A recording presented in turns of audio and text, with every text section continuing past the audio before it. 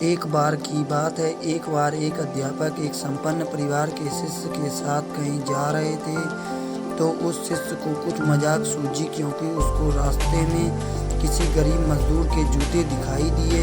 उसने अध्यापक से कहा, गुरुजी, अगर हम इस जूतों को छुपा दें तो कितना मज़ा आएगा। अब उसको तो मजाक सूझ रहा था, लेकिन गुरुजी ने कहा कि नहीं, गरीब इंसान के साथ इस तरह का भद्दा मजाक करना ठीक नहीं है। उसने कहा, क्यों ना हम इन जूतों में कुछ सिक्के डाल दें और देखें कि इसका गरीब मजदूर पर क्या प्रभाव पड़ता है। उन्होंने ऐसा ही किया। जैसे ही मजदूर अपना काम करके लौटा और उसने एक पाँव अपने जूते में डाला तो उसको कुछ कठोर सा महसूस हुआ। उसने अंदर हाथ डाला तो उसको कुछ सिक्के दिखाई दिए। वह थोड़ा आश्चर्य में पड़ गया। आसपास किसी को देखा तो कोई भी दिखाई नहीं दिया। उसने दूसरा पैर अपने जूते में डाला और वापस उसमें कुछ सिक्के दिखाई दिए।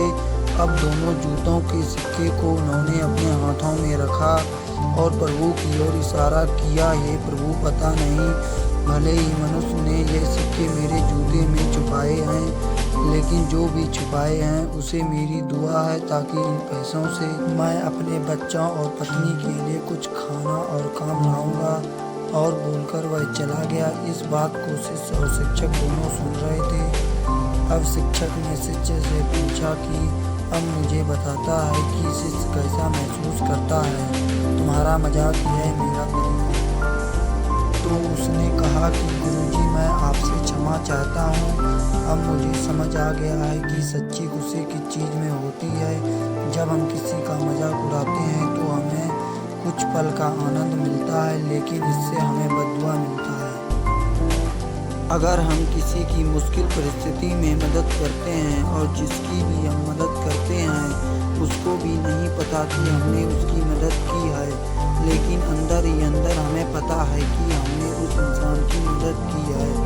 यही सच्ची सुखी है। जब हम दूसरों को खुशी देते हैं तो हमें सच्ची खुशी मिलती है। इस तरह खुशियाँ बांटते रहिए, लोगों की मदद करते रहिए और दान करते रहो, जिसे तुम भी काबिल हो।